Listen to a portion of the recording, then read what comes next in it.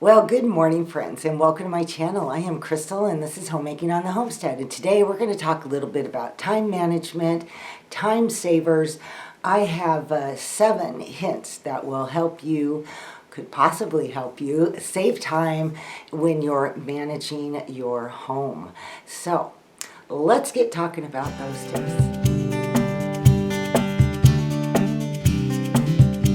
Before I get into my time-saving, time management tips, I want to do a huge shout out. I am so grateful to Jeannie Dion. Thank you so much.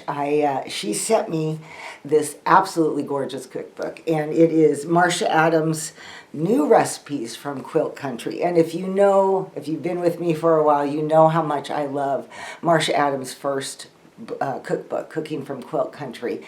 So this was such a surprise, and what I loved even better is she got it at an amazing deal off of Thrift Books. Anyway, I am just so grateful to you, Jeannie. That was so sweet of you. I don't get to my post office as regularly sometimes as I should, so it did sit there for a little bit, and we took a drive. My husband and I did a drive the other day, and we're like, oh, let's go check the post office box, and that's when I found it. So thank you so much for that. Greatly appreciated. I cannot wait to go through the recipes.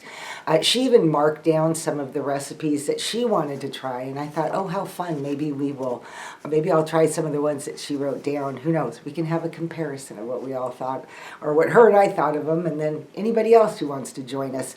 She also sent me this beautiful card, and with a very, very sweet note inside. So, you know, I am greatly appreciative of that and feel very blessed.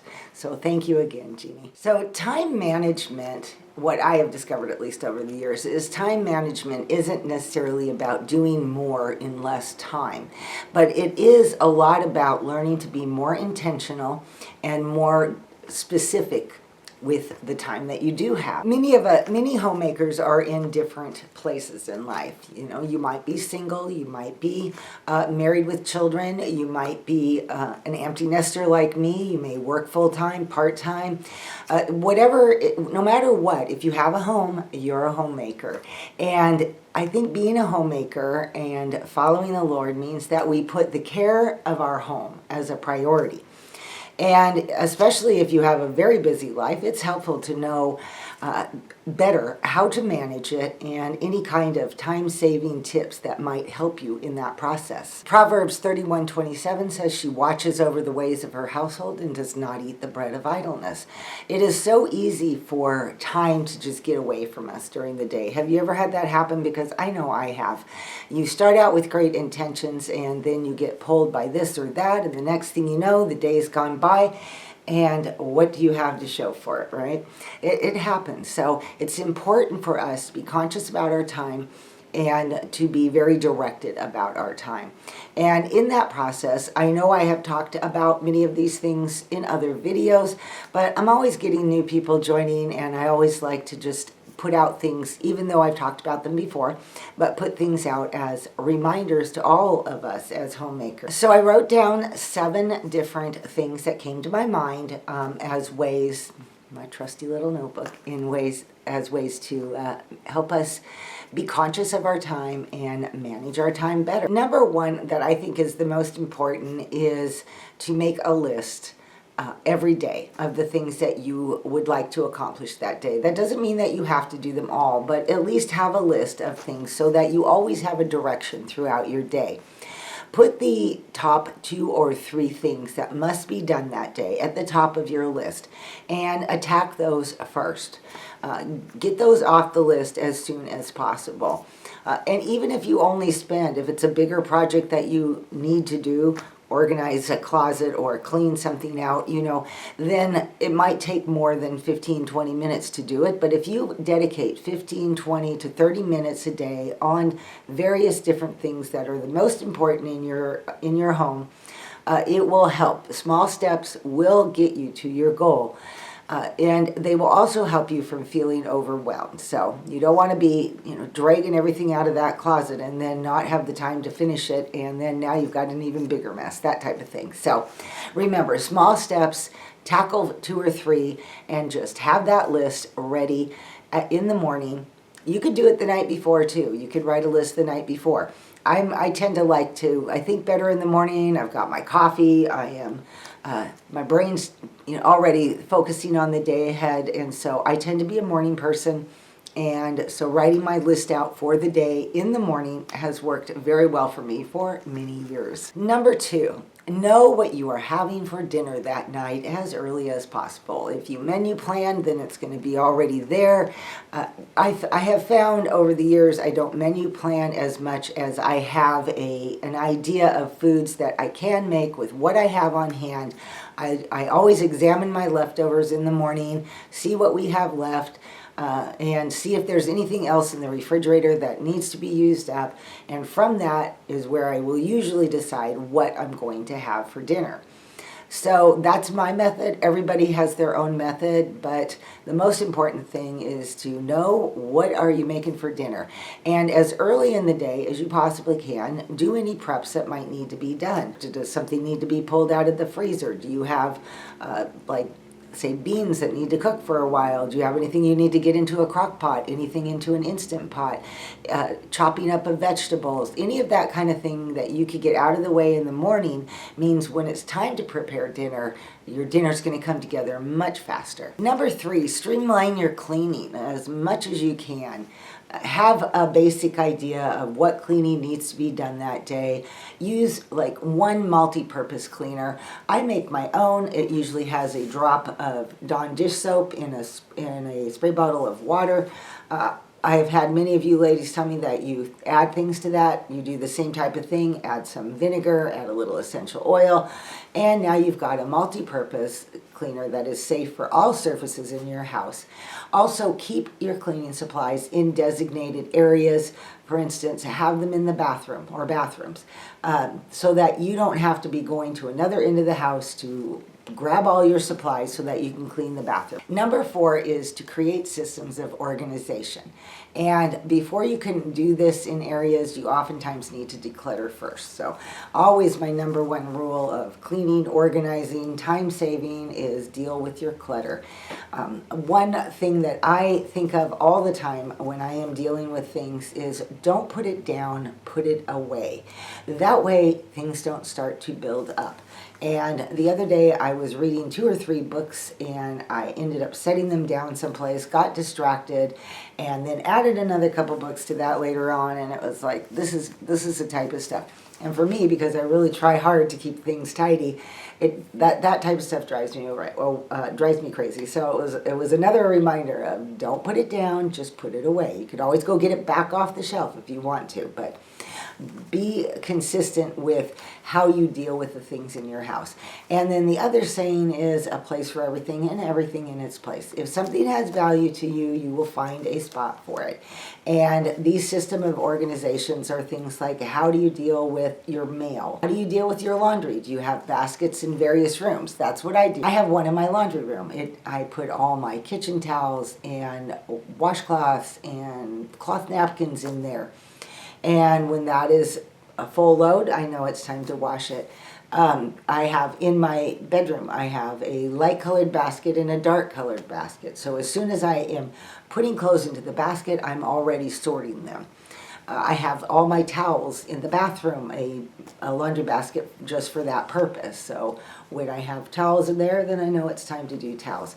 So that streamlines my laundry, and it creates a laundry system for me. When I had a big family, it was a much bigger system, but as an empty nest, I don't do laundry every day like I used to. It's important to have methods of organizing the things that you use on a regular basis.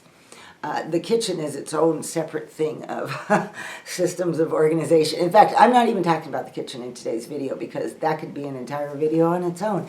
But things that you do on a regular basis, make sure you have a way that those things are organized. And take advantage of things like baskets, containers, totes, anything that allows you to put like items into one place and then have them on a shelf, on a closet, in a drawer, or something like that.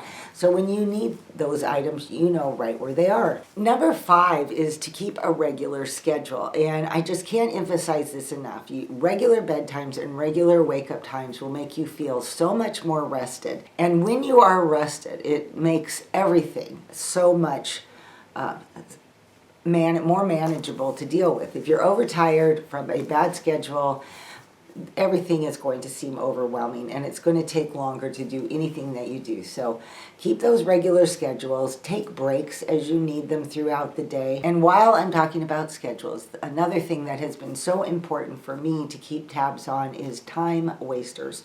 Anything that wastes your time and you're not able to put your time into a positive direction, identify those things and deal with those things. I know for me, my phone could turn into a real time waster if I allow it. And I have been working even harder at keeping control of that, especially after losing my internet for 4 days. I suddenly was aware of how often I was constantly reaching for my phone. And those are just moments of wasted time that I can consolidate and do later, like when I take a break, and focus on the things that I need to get done that day. Number 6 is multitask when you can. Multitasking can be a great productive use of time, and it can also be something that is a disastrous use of time. So be careful of what you decide to multitask on. If you have a very large project, then you probably don't want to try to be doing something else while you're doing that. That oftentimes does not work, and you end up with that, like I just said, the closets that have been pulled out because you're going to organize that, then the laundry that you are working on, and then that doesn't get done, and the closets are still a mess by the evening. So it's important that to multitask when it works. Examples for me are like on a bread baking day. Between mixing, kneading, rising, and baking, there's good gaps of time in there that I can then be focused on taking care of that laundry, vacuuming the living room, picking up this room, taking care of that, and then coming back to my bread. That's a great use of my multitasking time. In this digital age, number 7 is taking advantage of smart home devices and apps. Does anybody do that? And I will give you some examples of those. Things like programmable thermostats that will keep your house warm, cool, depending on wherever you set it. Roomba type vacuum cleaners that will just come out and do their job when you set them to. Having your lights on timers that come on and come off. And apps like grocery delivery apps, meal planning apps, budgeting apps. These are all different apps that you can get on your phone or your computer that can help you with these things. My husband does most of the financial stuff, so he has a program already for that. I do not use grocery delivery apps because nobody would deliver way out here, or if I had to pay them, it would be cost prohibitive. So those are a few of my the ones that I really can't see that I would take advantage of those. Now, grocery pickup is another thing that my daughter has done, and she finds that it saves her a lot of time. I kind of like to pick out my groceries, and I don't mind grocery shopping, so I have not taken advantage of that. The other thing, like the smart home devices, we don't have a thermostat in our house because we heat with wood. So we live, out in the country, and we do not have all these types of modern technologies. I was given as a gift several years ago a Roomba vacuum cleaner, and I used that a lot. I just found that I ran into problems that it couldn't handle certain types of carpet that I had in the house. So then I felt like I was always picking it up and moving it around, which kind of defeated the purpose of it saving me time. It would have been easier just to vacuum. I know they've changed a lot, and back then they just would go all over the carpet without any rhyme or reason, and now I guess they can do whole room scans and stuff like that. I have not looked into that, and again, I don't mind vacuuming. I kind of enjoy it, so it's not something that I have taken advantage of in this digital age. I guess I'm still a notebook and pen type person, and so I don't have a lot of these things even on my phone.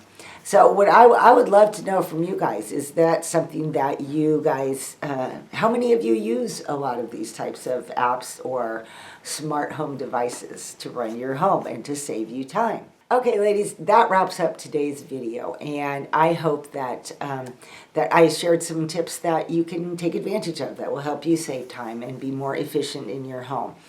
Also, if you have any great tips that you use to help you with your time and keep yourself running your home efficiently, please let me know down in the comments. I would love to know them. And I hope you guys all have an amazing day today, a great weekend, and a great week ahead. And I will see you all in my next video. Bye-bye.